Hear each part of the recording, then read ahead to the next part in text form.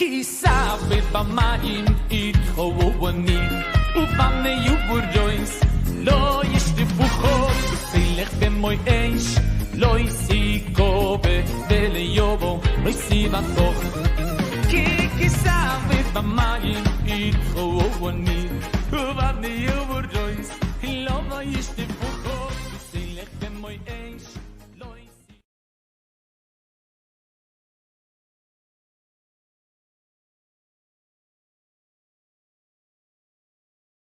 Hades TV Panamá y la congregación Hades Yameinu presentan el estudio bíblico de la semana con el Rosh Dr. Alexis Gómez.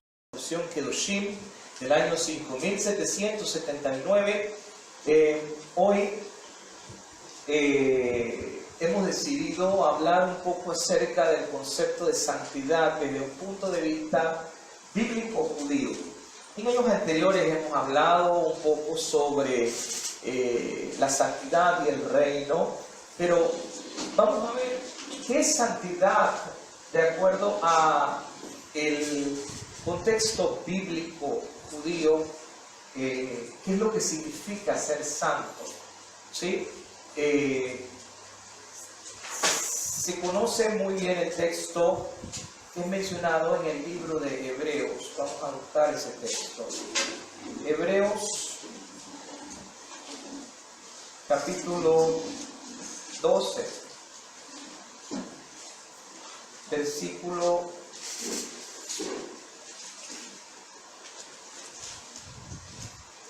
12. Vamos a leer desde el versículo 12 para tener el contexto entero, porque casi siempre se lee el versículo 14, es decir, la parte B del versículo 14, y nos olvidamos de lo que está arriba en el contexto en que se encuentra este versículo. Hebreos 12, de 12 en adelante, ¿ok? Dice, por lo cual, levantad las manos caídas y las rodillas paralizadas, y haced sendas derechas para vuestros pies, para que lo cojo no se salga del camino, sino que sea sanado. Seguid la paz con todos y la santidad, sin la cual nadie verá al Señor. Mirad bien, no sea que alguno deje de alcanzar la gracia de Dios, que brotando alguna raíz de amargura os estorbe y por ella muchos sean contaminados. No sea que haya fornicario o profano como Esaú, que por una sola comida vendió su primogenitura, porque ya sabéis que aún después, deseando heredar la bendición, fue desechado y no hubo oportunidad para el arrepentimiento, aunque la procuró con lágrimas. Bien, hermanos, cuando usted lee este texto del libro de Hebreos, inmediatamente pareciera ser que trata de varios temas, pero en realidad está hablando de uno solo, que es el tema de la santidad. Quizás porque no logramos ver que el concepto de santidad en la Biblia o en el judaísmo es un concepto mucho más amplio de lo que nos imaginamos. Hay un punto muy importante, hermanos, que yo quisiera resaltar, y es que lamentablemente cuando nosotros empezamos a traducir los conceptos bíblicos a los distintos idiomas, se va perdiendo la esencia de las palabras, ¿sí? Antes de hablar de Kedoshim, ¿sí? Que literalmente significa santos, ese es el nombre de la porción de hoy, nosotros tenemos que tomar en cuenta que la raíz de Kedoshim es la palabra Kadosh, ¿verdad? Que la vamos a ver ahora, ¿sí? Pero quisiera darles un dato interesante. Kadosh en hebreo implica necesariamente, o lo que nosotros traducimos como santidad, implica necesariamente influenciar a otras personas. ¿Ok? Necesariamente santidad implica a otros, implica mi relación con otros. Muy distinto al concepto agios, ¿verdad? En griego, que es la palabra que se traduce de kadosh. Cuando usted va a la Septuaginta, la palabra que se usa es agios, que significa separado. ¿Ok? ¿Por qué, hermanos, queremos hacer esta aclaración? Porque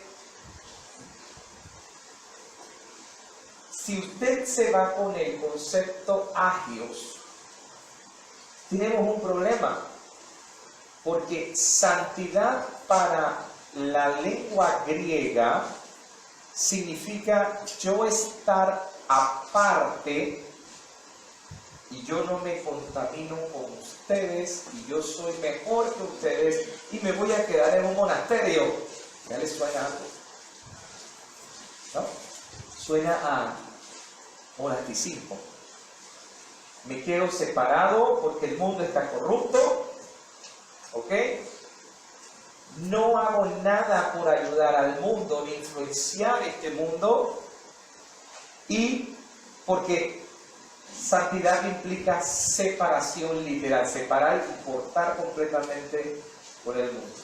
Mientras que la palabra kadosh no tiene que ver con eso. La palabra kadosh implica influenciar al mundo. Por eso es que Yeshua en su oración, recuerdan la oración de Juan 17, él dice que yo no te pido que los saques de este mundo, sino que los libres del mal.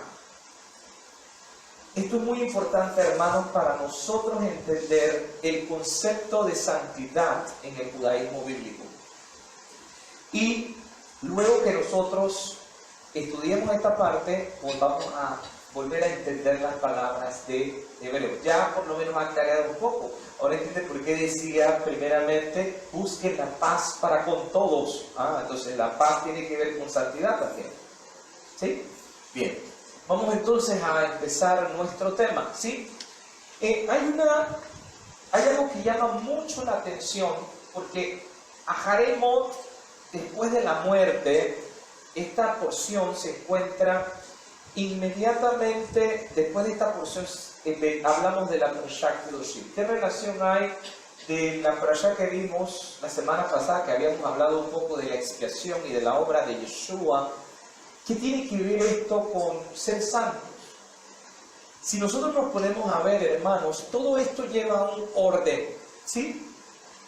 Una vez que usted y yo somos salvos a través de la sangre y el sacrificio, por medio del sacrificio expiatorio de Yeshua, la historia no termina allí. Por eso es que ustedes ven que yo siempre hago énfasis, siempre se dice, la sangre de Cristo tiene poder. Sí, pero no termina allí, la historia no termina allí, ¿ok? La historia continúa. Dios nos llama a ser santos, ¿ok? Cada persona, una vez que acepte el sacrificio expiatorio de Yeshua, debe encaminar su vida. Y es aquí donde viene la Torah, hermanos. Vuelvo a repetir este concepto para que quede claro para todos nosotros y siempre lo vamos a repetir porque muchas veces nuestros hermanos cristianos no nos entienden. Siempre dicen que somos unos legalistas, que ya estamos bajo la ley, pero que la ley ya fue abolida porque estamos en la dispensación de la gracia, etcétera, etcétera, etcétera. Una dispensación que fue creada por Darby también. Todo ese sistema que conocemos de las 7 dispensaciones, hasta hay un librito, ¿verdad? De las dispensaciones y todo lo demás. No es bíblico, ¿no? Dios no trabaja por dispensaciones, Dios trabaja por pactos. Y un pacto no anula al otro, son pactos que complementan el uno con el otro.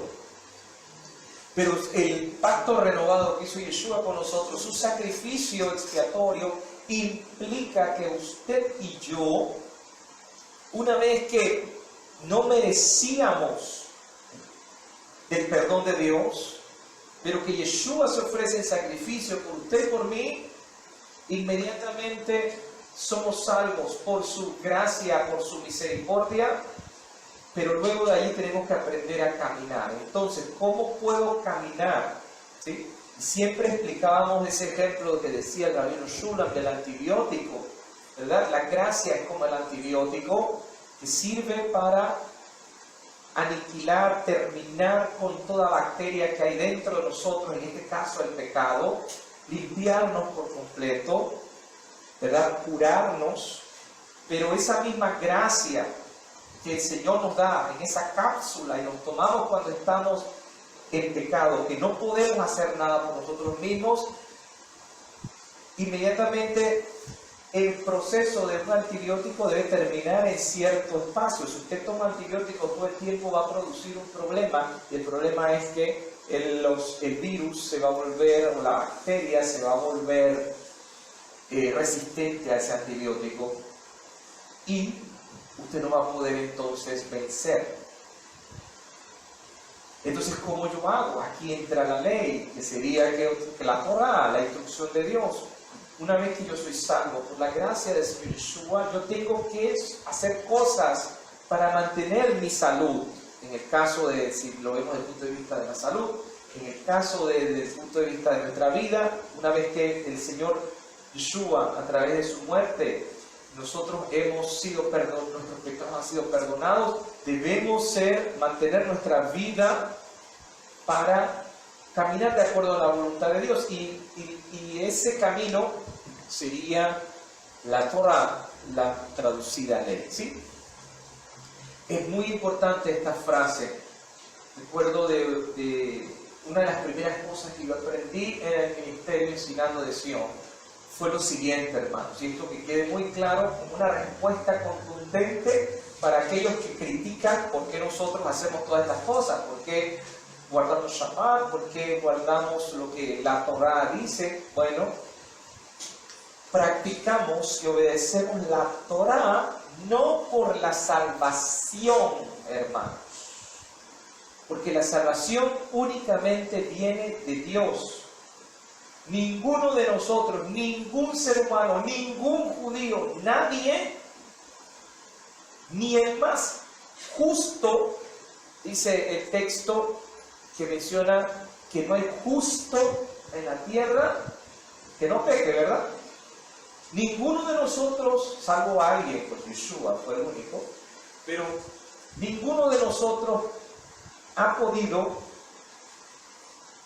salir, por decirlo así, sin ninguna falta de este mundo. Por más que nos esforcemos, siempre va a haber una área o una parte que nosotros no vamos a lograr cumplir por nuestra naturaleza. ¿Sí?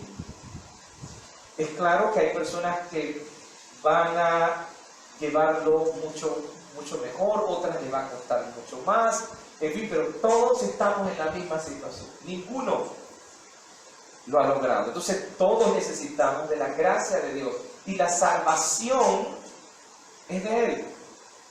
¿Ok? Si la salvación fuera por obedecer rigurosamente la Torah, ninguno sería salvo, hermanos. Ninguno. Ahora, si yo cumplo los mandamientos, la Torah, ¿sería salvo?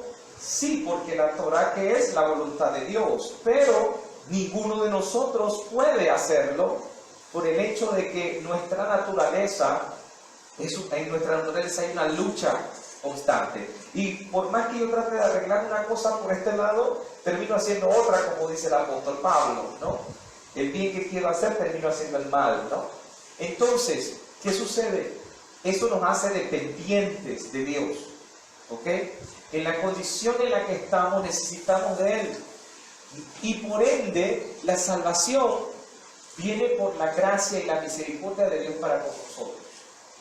El judaísmo lo reconoce cuando el profeta Isaías dice que no es todo lo que nosotros hagamos, todo lo que nosotros intentemos cumplir, son como trapos de inmundicia para el Señor. Es que quiere decir que ninguno de nosotros puede lograr comprar su salvación, porque todos hemos pecado, todos.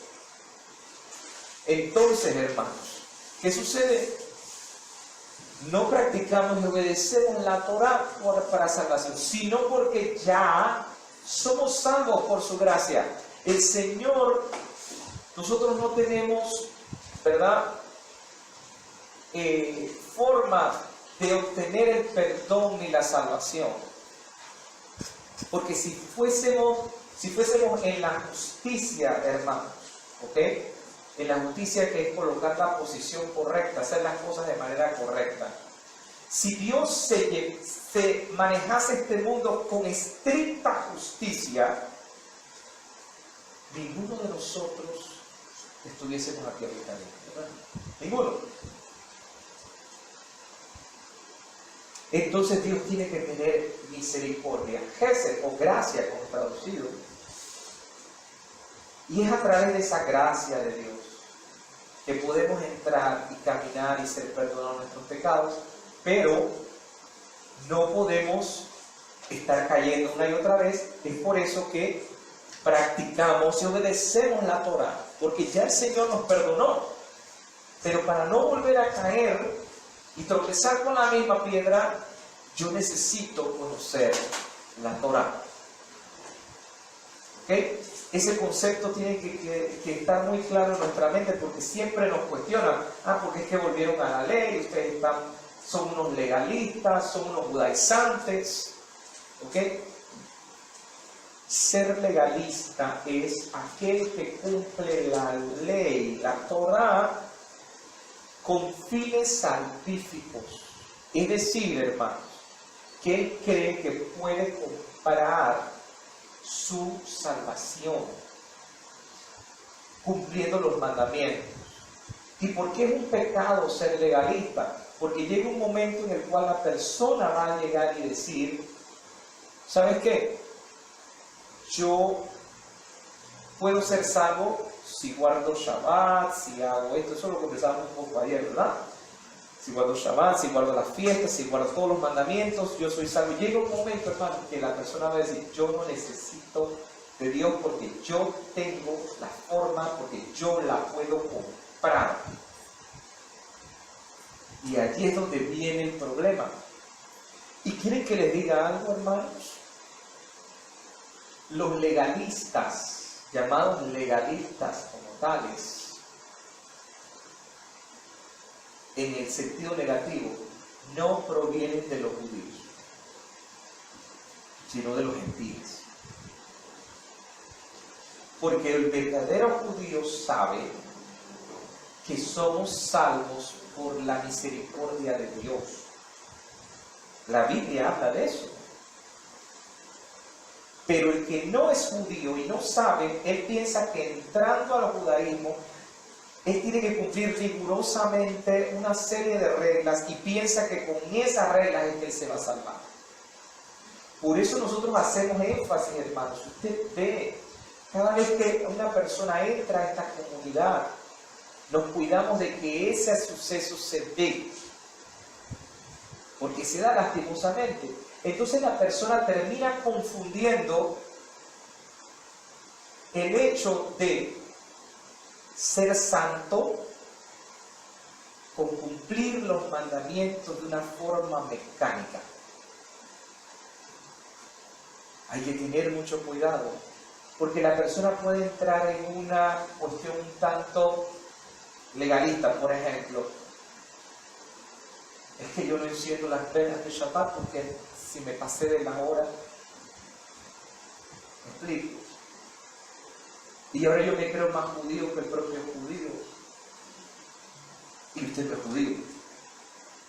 Y llega un momento en el cual la persona termina, hermanos, adoptando algo para sí, que si bien es cierto, hay una regla, hay una forma de hacer las cosas, pero la pregunta es cuál es la intención, ¿sí? Y eso es lo que determina la santidad. Entonces vamos a ver la porción de hoy, ¿ok? El Señor nos llama a implantar un reino, ¿verdad?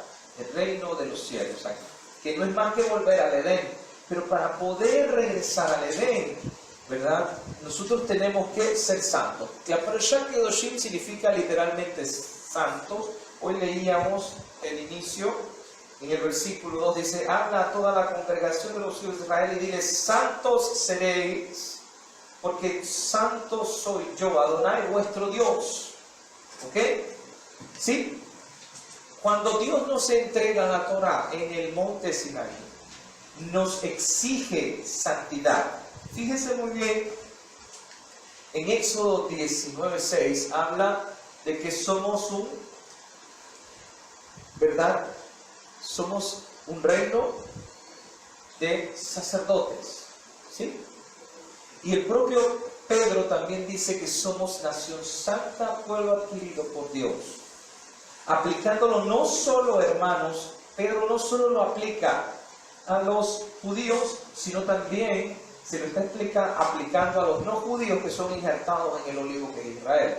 O sea, todos los que forman parte de el pueblo de Dios, el volver básicamente a que la Torah pueda ser difundida entre las naciones, que es el proyecto del reino, implica no solo para judíos, sino también para no judíos, implica santidad. Pero esa santidad implica cambios internos, hermanos, y cambios externos.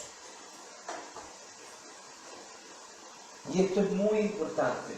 Si usted se fija, el libro de Levítico en su totalidad, Vaikra, y él llamó, nos va a hablar de que nuestro Dios es santo y que Él pide de nosotros, a partir de esta parashá, en las que siguen, pide de nosotros santidad. ¿Cómo vamos a ser santos?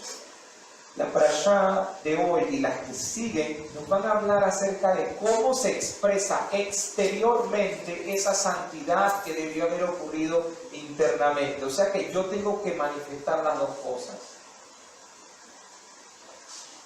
Por un lado, no puedo ser como los hipócritas que decía Yeshua, que lo hacían externamente pero no ocurría nada internamente, sino que también, como dice aquel dicho, no es solo serlo, sino parecerlo. O sea que también externamente, por causa del testimonio, yo también tengo que cambiar, ¿no? La palabra Kadosh, las letras, hace unos 3 años yo les mencioné un poco sobre esto, pero es importante repasar. Kadosh está formado por 4 letras, ¿no? En hebreo.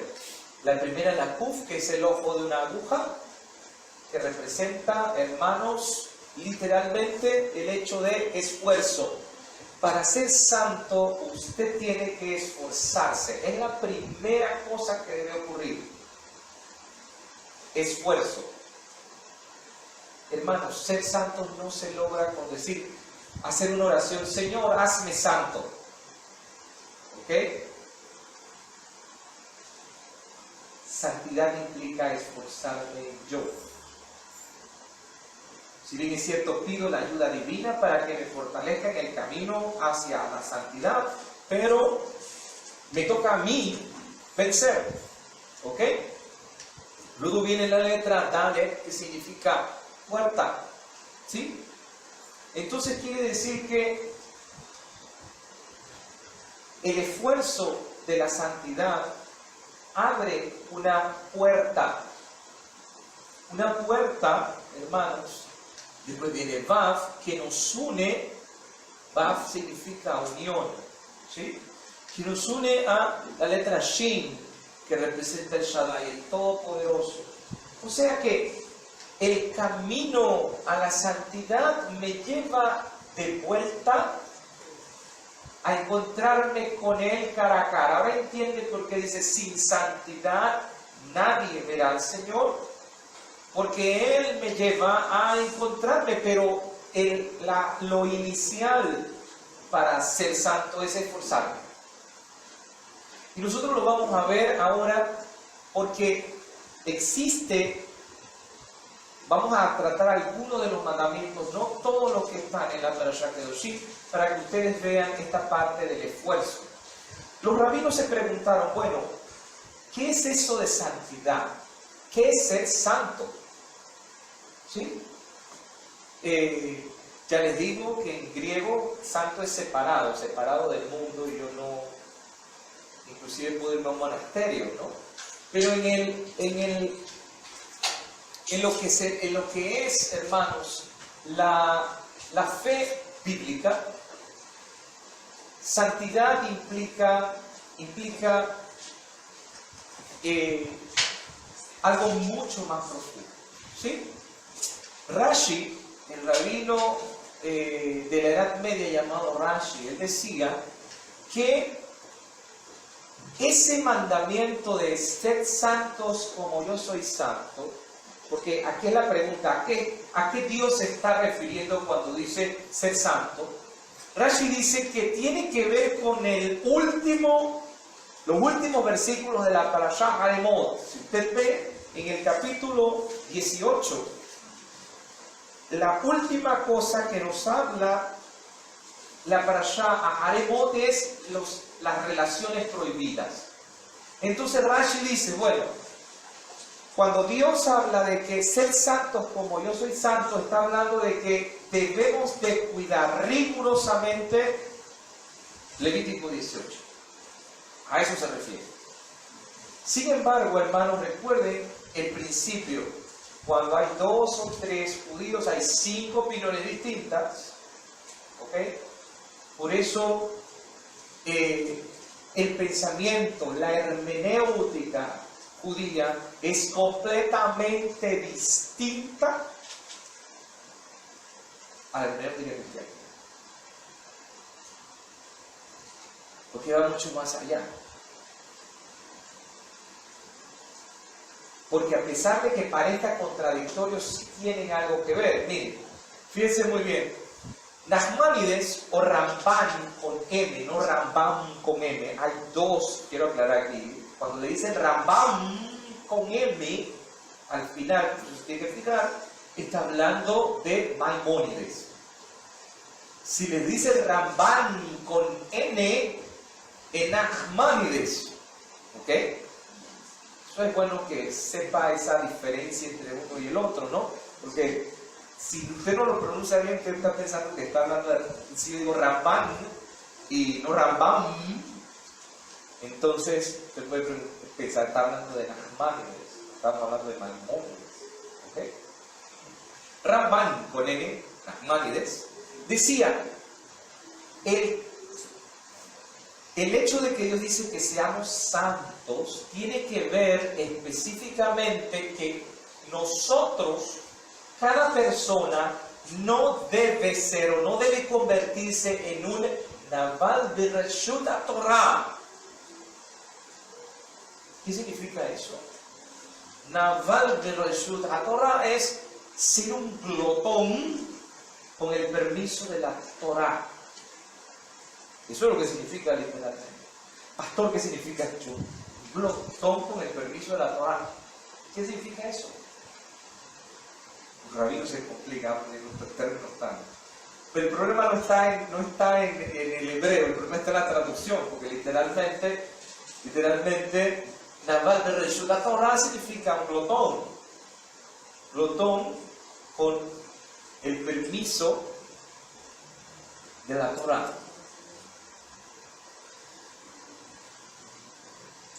Hermanos, todas las cosas que Dios escribió en la Torá, Él nos dejó mandamientos positivos y negativos, ¿verdad? Positivos que usted debe cumplir y debe alegrarse cuando los cumpla, pero también hay mandamientos negativos que usted debe evitar, ¿sí? Incurrir en ellos, porque son cosas que Dios abomina, no le gusta. ¿Ok? A veces la gente La tendencia nuestra, ¿cuál es? De todo ser humano, sea judío o no sea judío, ¿cuál es la tendencia? Dime qué cosas no puedo hacer, ¿verdad? Ejemplo, cuando vamos a PESA, siempre la pregunta ¿cuál es? Pastor, ¿cuáles son las cosas que no puedo comer, verdad? Cuando llega a PESA. Deme la lista para sacar lo que no puedo comer. Porque usted dice, ¿cuál es su mentalidad? No quiero pecar contra Dios, así que lo que voy a hacer es que voy a sacar todo lo que no puedo. Y por lógica, si saco todo lo que no puedo, ¿qué me queda? Lo que sí puedo. Entonces todo lo demás ya puedo estar tranquilo porque ya saqué todo lo que no podía. ¿Verdad? Sin embargo, hermanos, eso tampoco es tan bueno.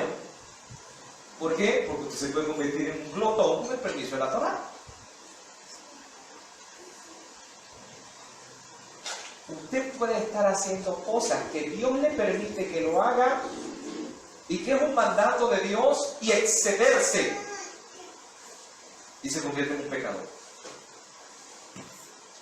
¿Sabes? ¿Qué dice la Torá?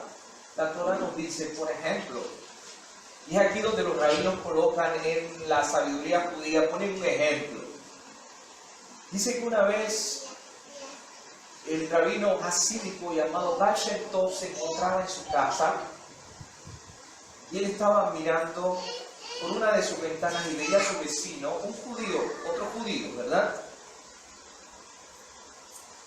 Y él se fijó en algo muy importante. La persona que estaba al frente tenía una cocina kasher, ¿ok? Estaba comiendo kashrut, pero, cuando esa persona se sentaba a la mesa, hermanos, comía de manera exacerbada. No daba gracias a Dios, por cierto. Se sentaba a la mesa inmediatamente era comer, porque comer es comer.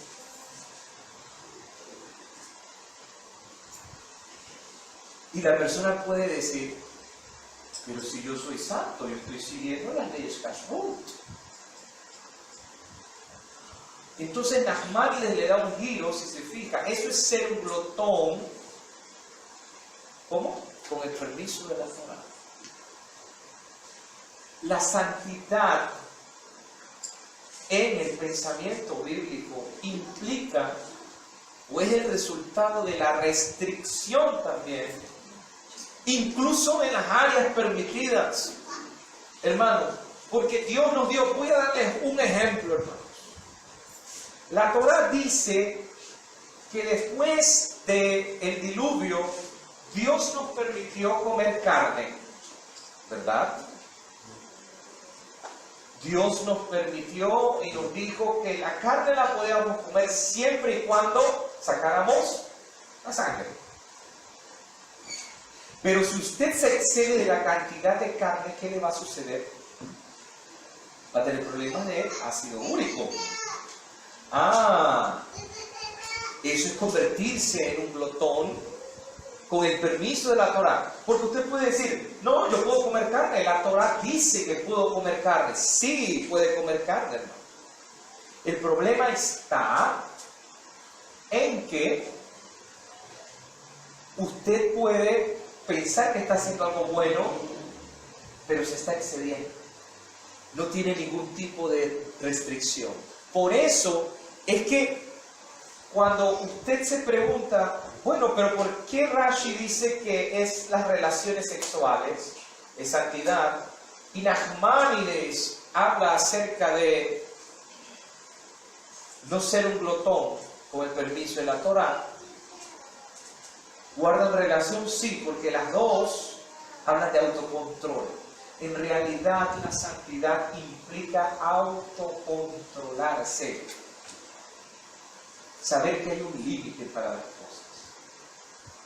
A pesar de que la Torá pueda decir, por ejemplo, que las relaciones sexuales son importantes, porque el Señor les dijo desde la creación, el excederse y buscar otro camino es lo que Él no permite. Es allí donde la persona se excede y no tiene control.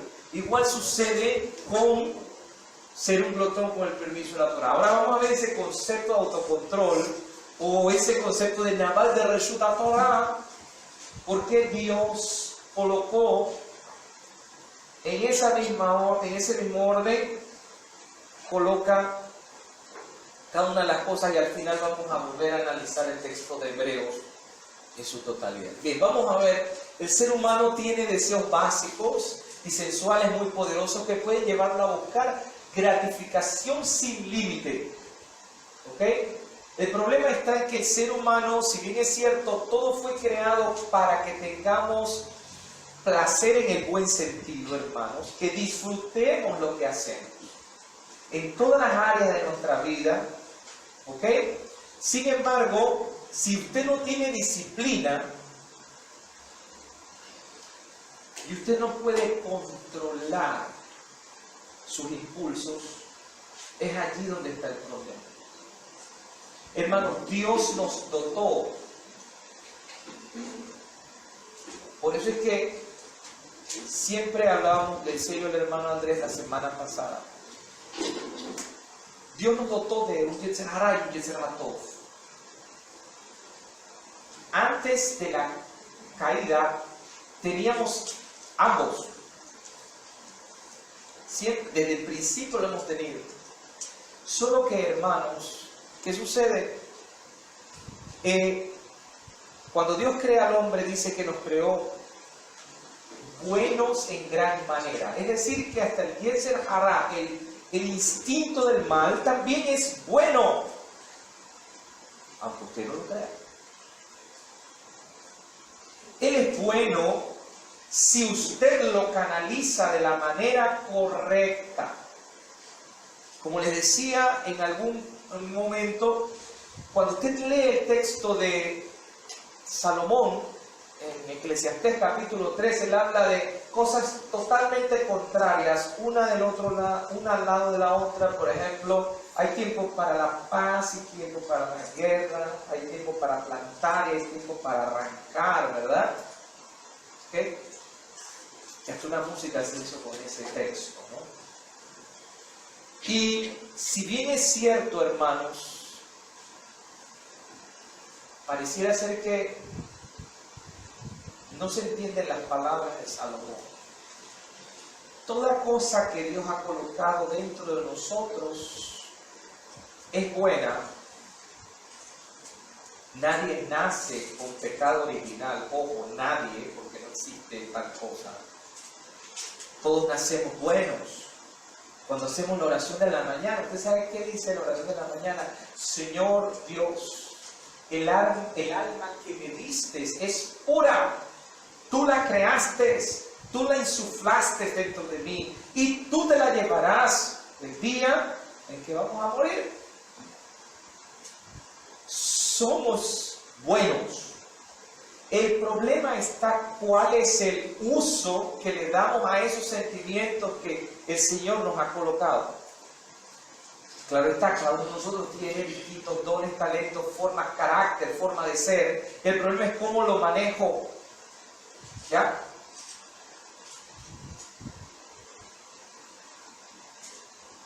Como yo conversaba con un estudiante esta semana, hace algunas semanas, tiene un carácter sumamente fuerte y a veces él no se fija en lo que dice y puede herir a otras personas. Pero ese carácter fuerte es muy importante para lo que él quiere ser. Él quiere ser cirujano. Y para ser cirujano hay que tener ese carácter. Como le explicaba a mis estudiantes, yo no puedo ser médico porque yo tengo un carácter demasiado blando. Y yo sufro cuando el otro sufre. Y se he quedado yo en la otra camilla cuando él me dice, ¿me duele, doctor? Yo también a mí también me duele. Porque ese es el problema. O sea, ese es mi carácter. Pero ese muchacho tiene ese carácter fuerte. Entonces ahí es donde hay que canalizar lo que yo le dije. Yo no quiero anular su carácter. Es muy bueno para la profesión que usted quiere, pero necesita aprender algo.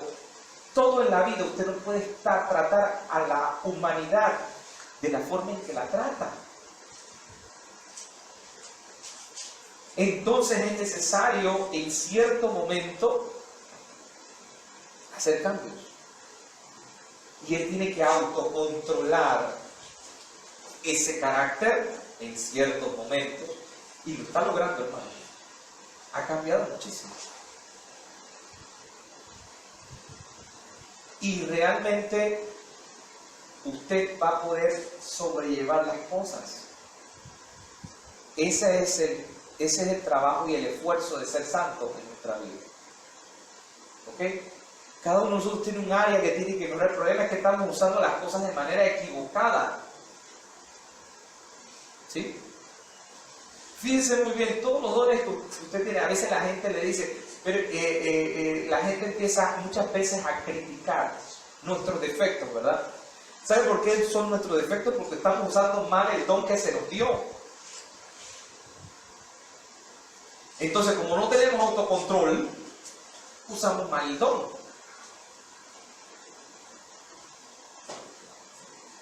De una manera totalmente equivocada. Y es allí donde caemos en pecado. Debemos mantener la dignidad humana, debemos controlar nuestros deseos y no permitir que ellos nos controlen a nosotros. Ese es el gran problema. Bondad hay en nosotros. No hay situaciones que hayan sido colocadas buenas o malas dentro de nosotros. Todas son neutrales. El problema está en cómo yo lo uso. Usted sabe que el celo es neutral. El celo es neutral. El problema es a quién usted cela. ¿Ok? Porque si el celo puede ser para algo bueno, celo por el Señor, ¿no? Si ese sentimiento no existiera, usted no celara el hecho de querer hacer las cosas mejor, si no existiera el celo. El problema está que el celo, si lo usa con la pareja y todo el tiempo está con esa situación, entonces ahí sí hay un problema, ahí sí tiene un problema. ¿Ven? Va a depender de cómo lo usa en el camino. Ese es el problema. Porque entonces no hay autocontrol. ¿Sí? ¿Cómo puedo ser santo? La Torah nos manda hoy a emular, a copiar, a imitar a Dios. Hacernos tan parecidos a Él como sea posible. Hermanos, toda nuestra vida debe ser una constante imitación de Él. En todos los aspectos. Yo le comentaba al hermano que tenía ayer, le comentaba de una situación que me pasó esta semana con una persona, con un estudiante. No voy a contar la historia, simplemente yo le decía a él, todo lo que yo conversé con él, todo era el principio bíblico de cómo Dios nos trata a nosotros, solo que he traído a la vida y al día a día. O sea, usted y yo somos llamados a poner esto en práctica en nuestra vida. A veces la gente está tan preocupada, sí, porque voy a llevar un tratado, porque tengo que ir a predicar, porque me voy a parar en una plaza, porque tengo que poner las bocinas y tengo que saltar y tiene que haber milagros y tiene que haber esto, lo otro, música estridente. Hermano, cuando usted puede predicar todos los días. Y mire, sin necesidad, porque el mundo de hoy, apenas que usted le menciona al Señor Jesús, está siendo bien difícil predicar. ¿Qué es lo que le dice la gente? Allá viene el aleluya, ¿verdad? Porque es que hemos hecho mal las cosas. ¿Por qué hemos hecho mal las cosas? Porque, ¿qué es lo que hacemos? Voy a predicarte acerca del Señor Jesús. Y porque tienes que ser santo, porque tienes que tener el don del Espíritu, porque tienes que tener y porque si no vas para el infierno, etcétera, etcétera, etcétera. Y después que termino de predicar salgo allá y empiezo a hacer la shomara allá afuera. Entonces la persona que te escuchó dice, espera un momentito, usted es el que me está diciendo que yo tengo que cambiar y usted está haciendo otra cosa. ¿Qué es esa clase de Dios? O se predica y se habla y se habla y se habla y el pastor es el que más tiene carros, ¿no? Entonces, ¿de qué estamos hablando? Nosotros mismos hemos provocado que el mundo se aleje de Dios por nuestro testimonio, y eso es blasfemia contra el Espíritu.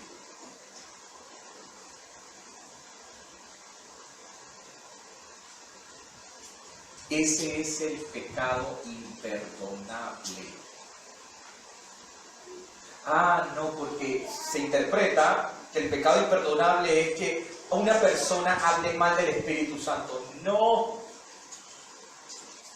Pecado contra el Espíritu es pecar contra lo que Dios dice y que mis acciones digan otra cosa. Ya yo soy culpable de la blasfemia contra el Espíritu. ¿Esto es serio? Porque hay líderes, iglesias, pastores que no se están fijando en eso. Ellos piensan, no, yo no hablo mal del Espíritu Santo, yo no he incurrido en ese pecado. No va a ser así.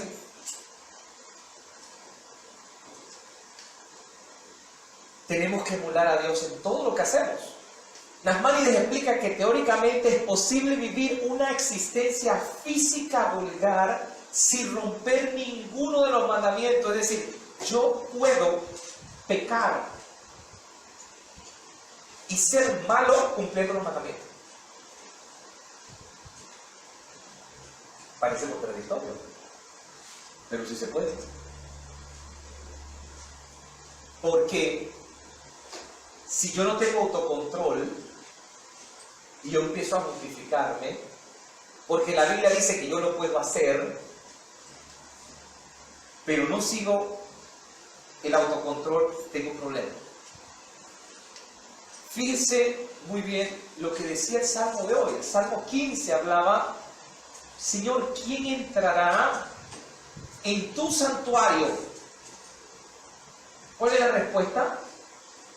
El limpio de manos y corazón puro. O sea que todo empieza en qué hay dentro de su corazón.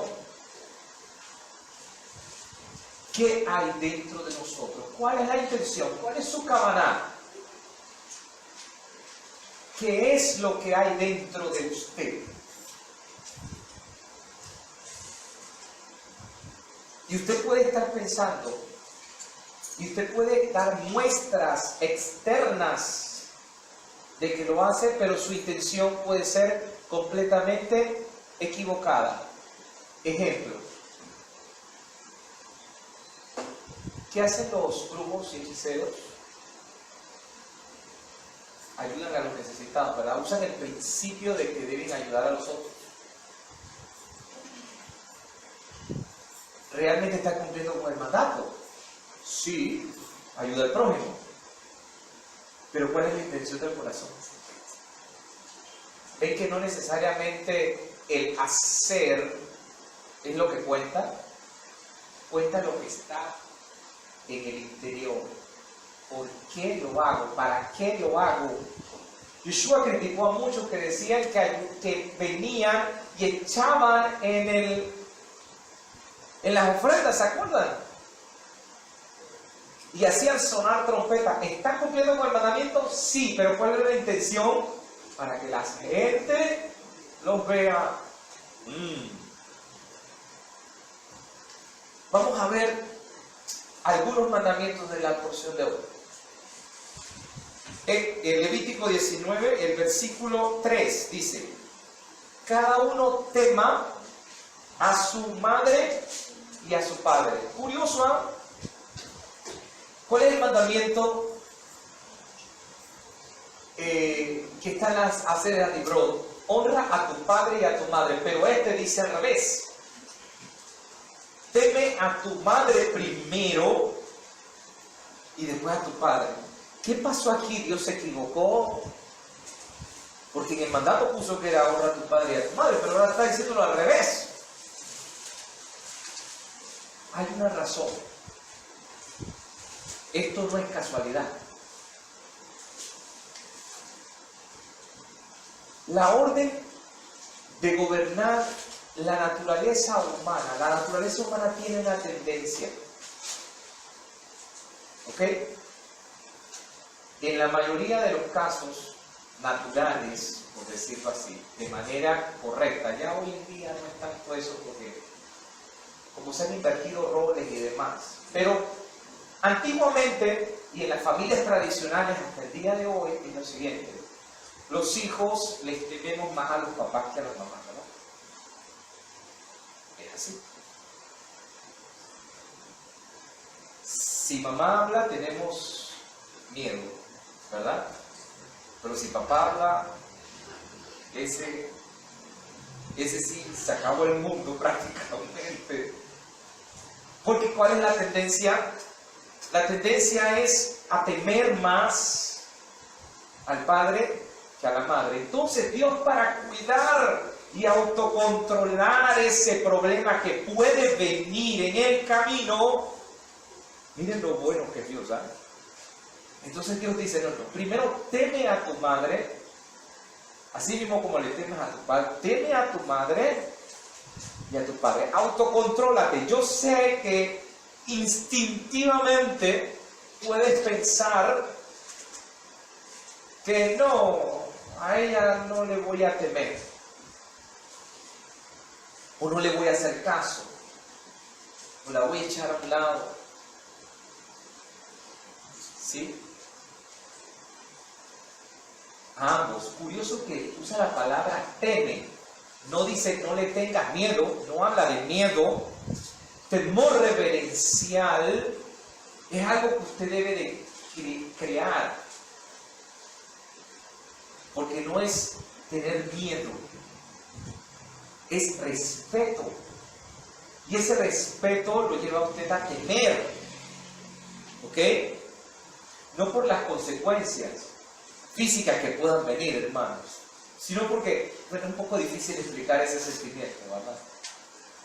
Es como algo que usted sabe que no puede cruzar la línea, porque si usted cruza la línea, usted se va a sentir tan pero tan mal, no porque le van a pegar, hermanos, ¿ok? Estamos pequeños, la idea es que tengo miedo de que me peguen. No, es que en realidad esa es consecuencia para poder que el niño aprenda de una manera con la consecuencia, aprenda a temer. Temer en realidad, ya cuando estamos adultos no nos pega, pero el temor permanece. ¿Ok? ¿Sí? Entonces, para que el temor a la madre sea completo, Dios se asegura y pone, teme a tu madre y a tu padre. ¿Sí? Tenemos la capacidad de superar nuestra naturaleza y hacer lo correcto, lo que Dios te está diciendo. Y nos alienta Dios a hacerlo, lo puedes cumplir. Temerle a ella como le temes también a Él. ¿Ok? Y aprender a escucharlos, ¿verdad? Ambos. Ahora, viene el siguiente mandato inmediatamente, dice, y mis días de reposo. ¿Por qué dice y mis días de reposo, hermano? ¿Qué tiene que ver el temer a la madre y al padre y luego los Shabbat? Ah, hermano, aquí viene la respuesta. ¿Ok? Usted puede llegar a pensar, ¿verdad?, que realmente o puede ser enseñado, y esto se aplica a todos los otros mandamientos. ¿Por qué es tan necesario guardar Shabbat? ¿Y qué tal si yo trabajo hoy? Estoy perdiendo el dinero que me puedo ganar hoy. Puede ser que yo haga algo hoy, ¿verdad? Puedo ganar más dinero. Entonces Hashem dice, y recuerda y teme y guarda mis Shabbatot. Guárdalos. ¿Por qué? Porque yo soy quien te sustenta. Todo lo que tienes es producto de lo que yo te doy todos los días. Y fue colocado allí precisamente es, si tu padre y tu madre te enseñan a que debes violentar el Shabbat, no les hagas caso. Si ellos te inducen a ir en contra de la Torá está por encima de lo que ellos te digan. Ahora, escuchen, eso no me llama a mí a ser grosero, eso no me llama a mí a ser irrespetuoso, no. Me llama a mí a que yo debo, en amor, saber distinguir. ¿Ok? Porque una cosa es obediencia y otra cosa es sumisión. Sumisión es reconocer que hay una autoridad. ¿Ok? La obediencia a Dios es absoluta. Mientras que la sumisión a nuestros padres es relativa, siempre y cuando ellos no nos induzcan a hacer algo en contra de la palabra del Señor. Yo tengo que honrarles, sí. ¿Ok? Bien. ¿Por qué? Porque los padres deberían haber cumplido el mandato antes que nosotros. Por eso es que los ponen a ellos primero. Ellos cumplen los mandatos de Dios, ahora podemos guardar el Shabbat. Ahora, si ellos no lo cumplen, yo no tengo por qué, en ese caso, hacerles caso de romper el Shabbat. ¿Sí? Hermanos, ojo, estamos hablando dentro del contexto bíblico judío. ¿Sí? Bien. Seguimos. Levítico 19, 4-8 habla de una ley llamada Pigul. Pigul es la porción del sacrificio de paz, ¿verdad? Que usted no puede pasarse más de 3 días. Tiene 2 días y una noche para comer del sacrificio, ¿no? Entonces, ¿qué sucede? Usted, cuando ofrece el sacrificio, más tardar debe comérselo usted junto a otras personas, porque es un sacrificio de paz.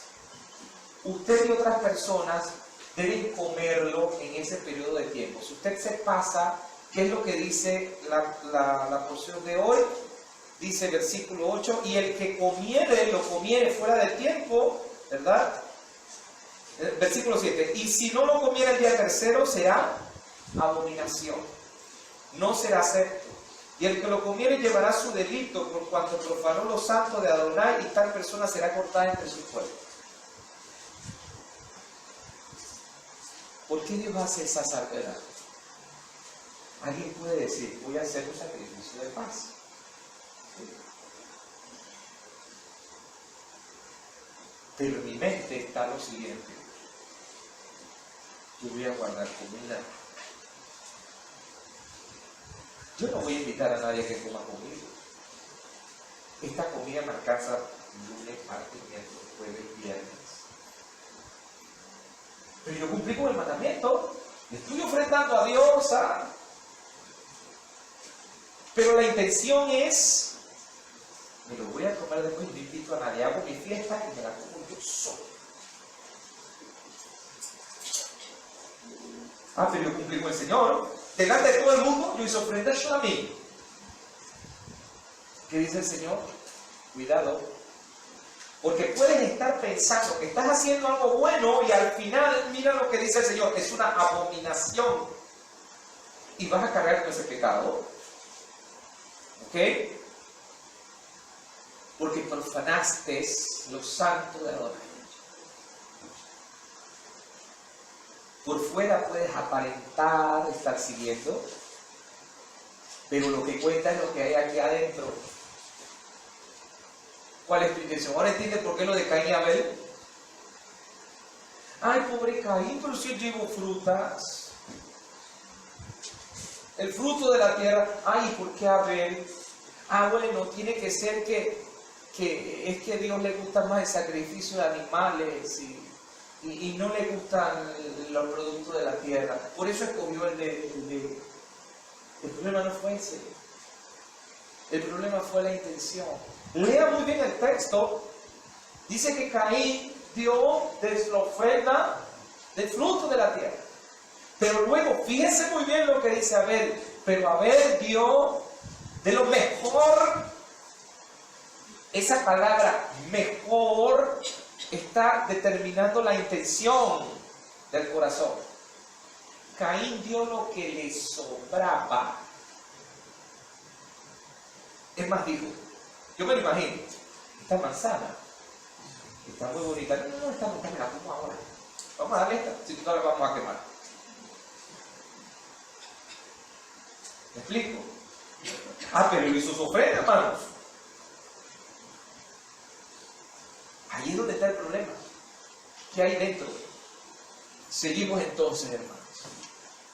Las porciones de la ofrenda de paz se comen, tienen limitación, como ya dijimos, de 2 días y 1 noche. Cuando las acciones de servicio se realizan sin el animal, quien las hace no debe desviarse de esta intención.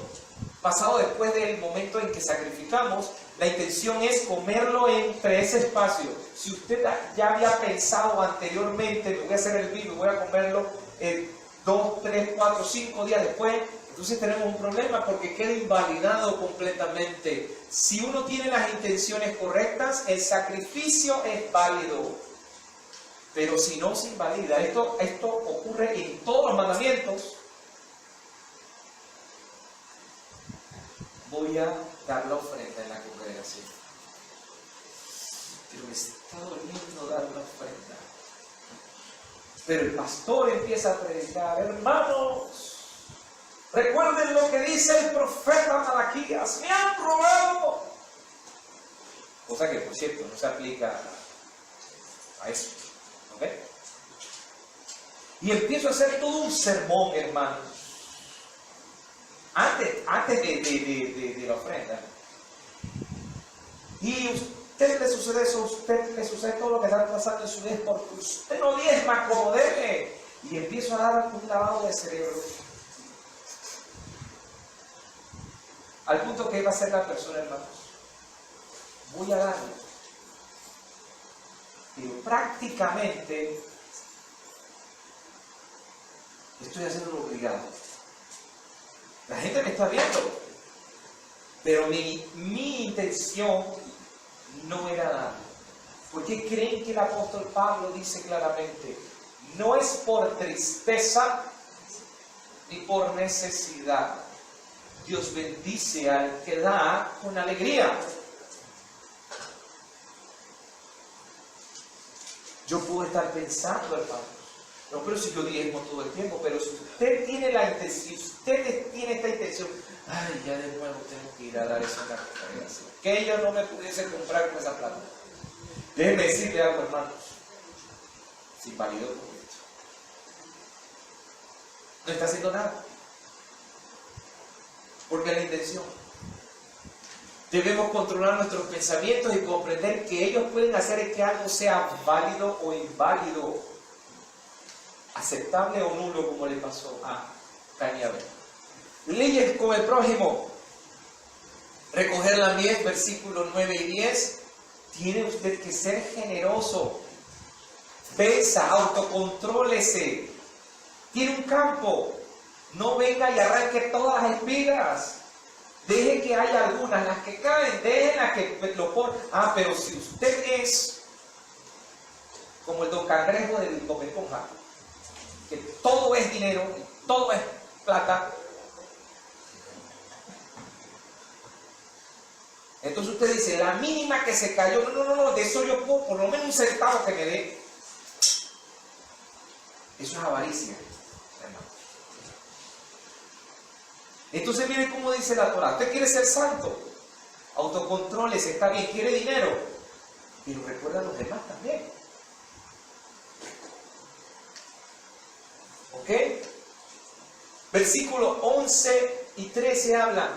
Ten mucho cuidado de hurtar, ¿verdad? Ahí dice versículo 11, no hurtéis. Hurtar tiene que ver con que nadie lo ve. Es una diferencia entre robar, ¿no?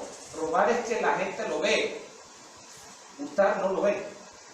No hurtes, no engañes Y no mientan, no se mientan el uno al otro. ¿Sí? No juréis falsamente en mi nombre, profanando así el nombre del Señor tu Dios. Y jurar aquí tiene que ver también con el hecho del testimonio, ¿ok? No oprimas a tu prójimo, ni le robarás. Está hablando de del sueldo, ¿ok? Ni retendrás el salario de los jornaleros en tu casa hasta la mañana. Es decir, bueno, ya si hay un contrato y usted le paga los 15 de cada día, hermano, eso no está incurriendo en eso. Usted firma un contrato y usted sabe. Ahora no venga a decir que bueno, donde el jefe, porque la Torah dice que... ¿Ok? Quiere decir, hermanos, que el Señor nos manda a ser justos.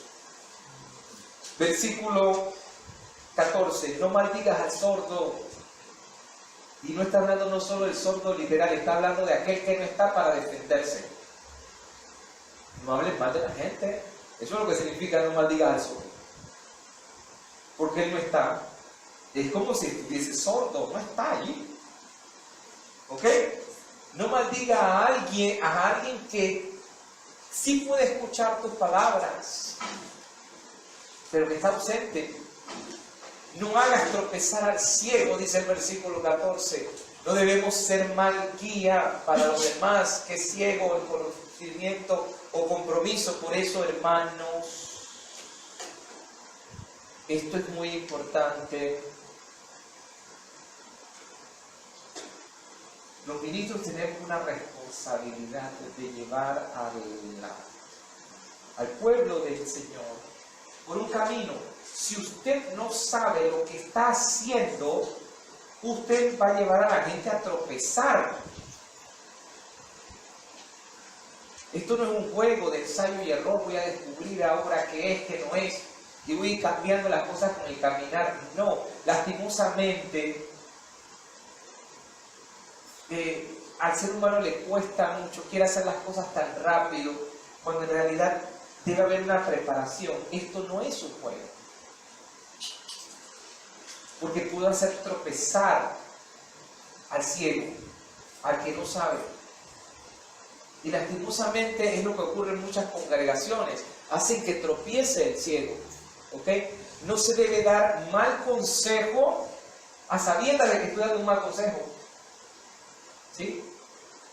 Sigue, no juzgues erróneamente, versículo 15. Un juez judío debe adherirse a la justicia estricta, debe seguir lo que dice la Torah. No debe irse por un lugar al otro de que, no, porque este es hijo de fulano, voy a hacerlo de esta manera. No, porque este sí tiene, este tiene dinero. No, yo tengo que juzgar justamente, estrictamente, no tomar consideración con el estado financiero, pero luego dice ese mismo versículo 15, pero juzga a tu prójimo favorablemente también. Es decir, que en tus asuntos cotidianos no lo trates como una corte oficial. Dale el beneficio de la duda. Ser misericordioso. ¿Ok?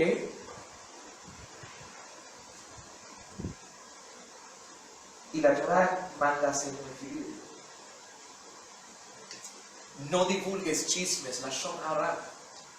O como algunas traducciones dicen, no andes chismeando entre tu pueblo.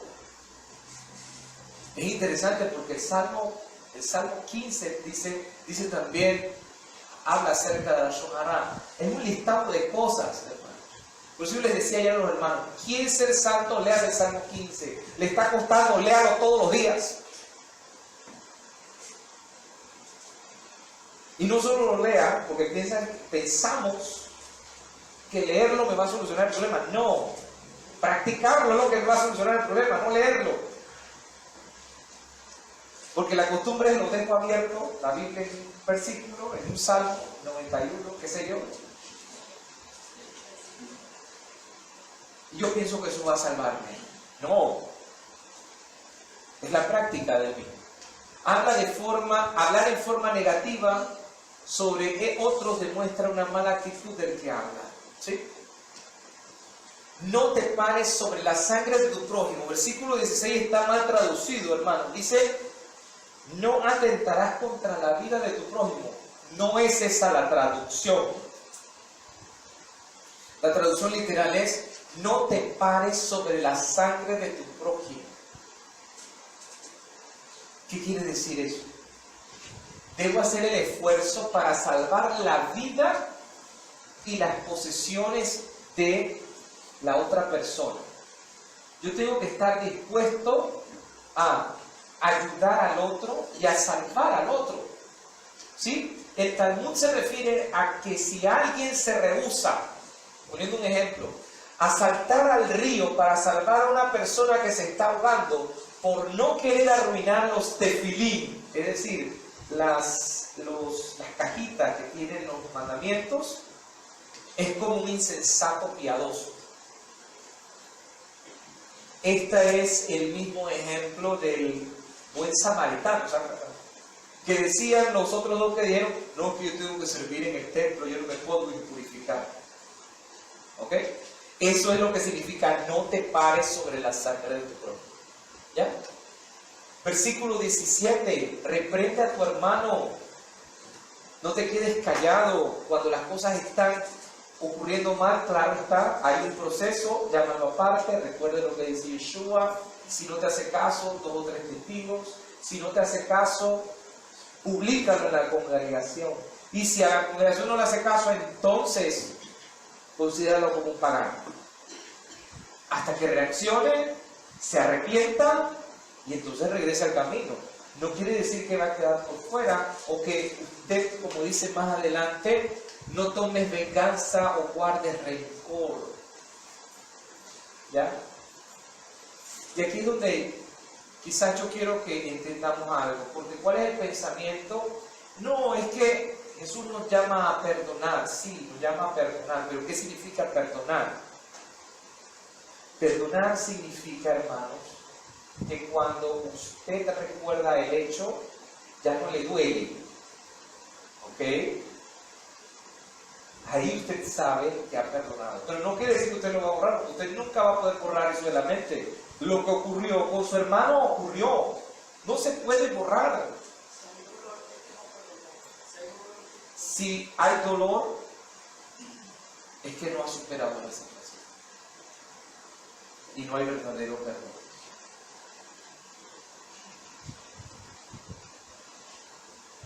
Pero no me llama, como muchas veces se dice, ay no, pero hermano, olvide lo que Jesús dice, recuerde que...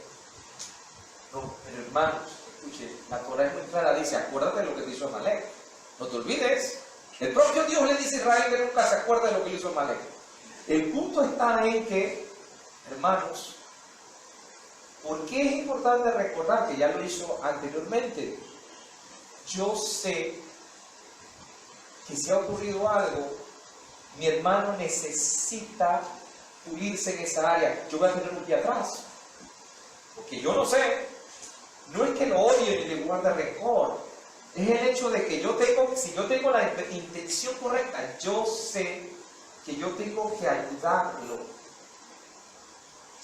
Pero no lo puedo borrar, porque si lo borro, entonces no lo voy a poder ayudar nunca. Pero hay algo interesante. Usted no le puede. Usted no lo recuerda como algo malo y ya lo ve con rencor o con venganza, sino que simplemente recuerda el hecho, sé lo que pasó, sé lo que puede ocurrir y ¿qué voy a tratar de hacer? Ayudar. Y termina diciendo hoy, que vamos a finalizar aquí, ama a tu prójimo como a ti mismo.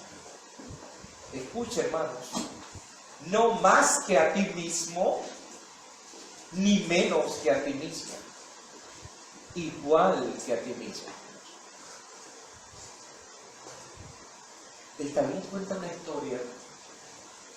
Dice que había un rey en la cual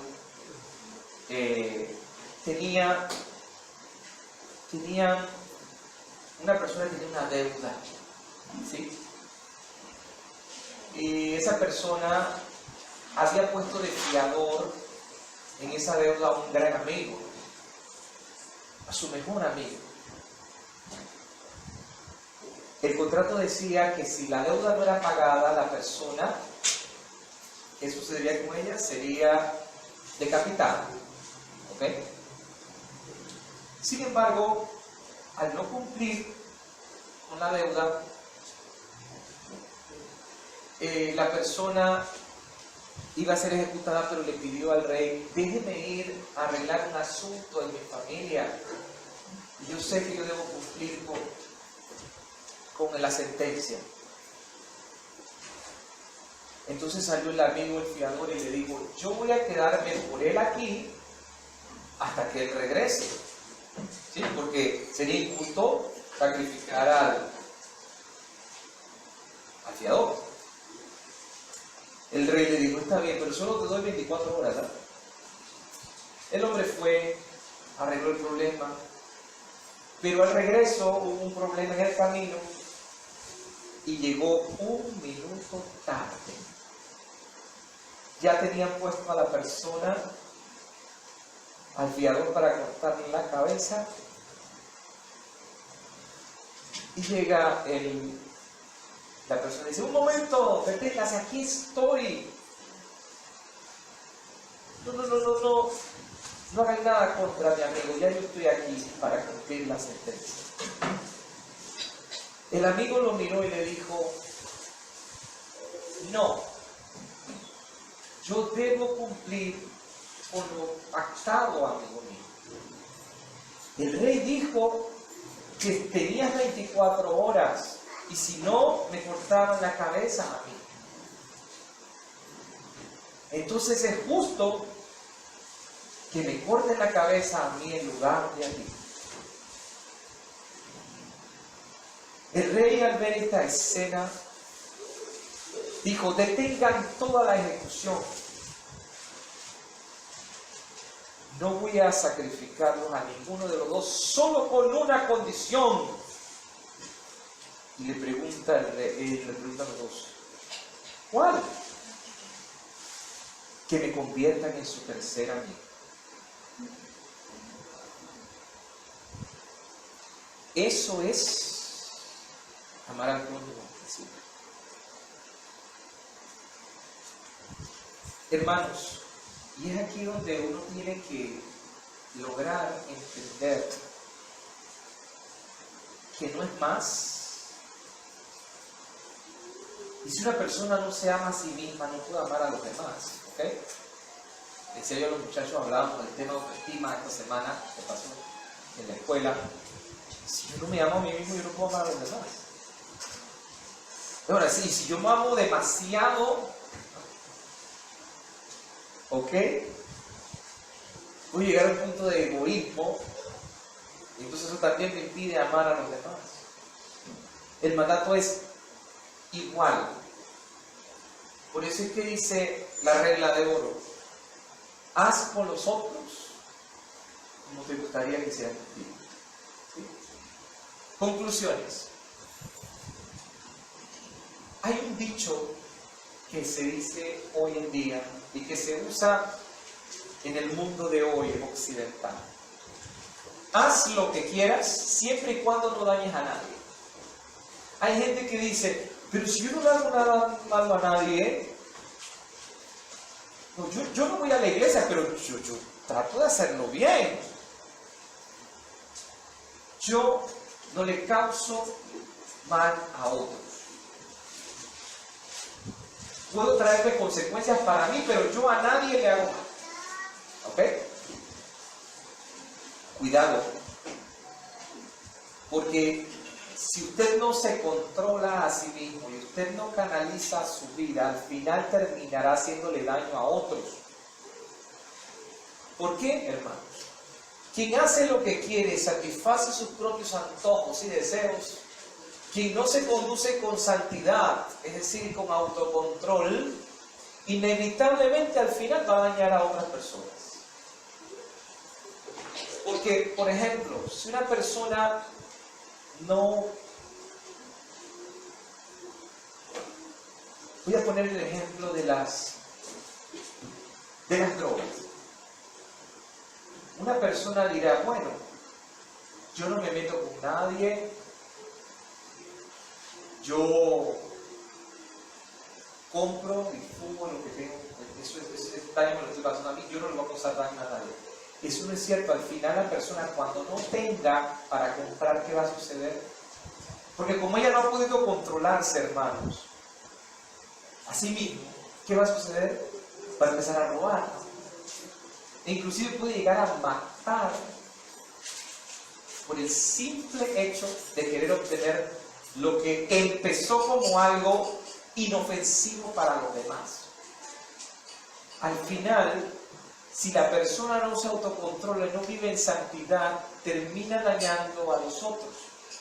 Quien vive sin autocontrol ni disciplina, sin objetivo, sin dirección, sin santidad, probablemente, quizás, inevitablemente lastimará a otras personas. Solo mediante el apego constante a la santidad, la persona puede cumplir también con sus relaciones interpersonales. Y cierro con lo que dice, leíamos de Hebreos. Hebreos 12.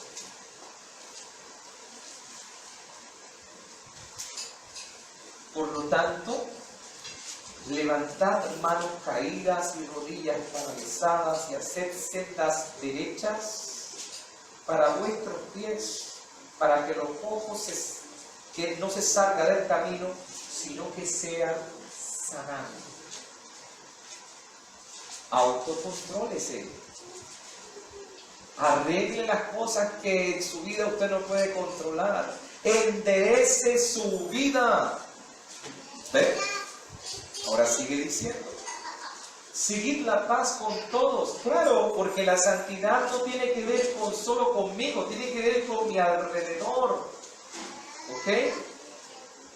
Y busque la santidad, porque ese es el principio sin la cual nadie verá al Señor. Miren bien, no sea que alguno deje de alcanzar la gracia de Dios y que brotando alguna raíz de amargura os estorbe y por ella muchos sean contaminados. Al final, sus acciones repercuten en lo que está alrededor. Y usted puede creer que está caminando bien por la senda correcta y de repente brota esta raíz de amargura por producto de que no se autocontroló. Y aquí viene el ejemplo de Saúl. Yo tengo hambre, no importa, yo la voy a vender. Él no pudo controlarse. ¿Qué le dijo el hermano? Está bien, te doy de este brebaje, de esta sopa de lentejas, de este guiso, siempre y cuando tú me vendas. ¿Qué le dijo Esaú? ¿De qué me sirve si yo tengo hambre? Autocontrol.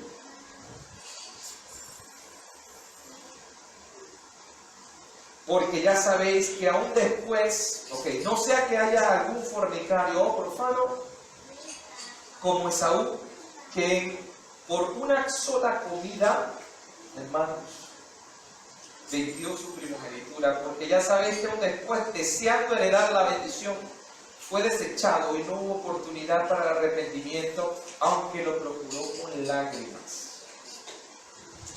Cuidado.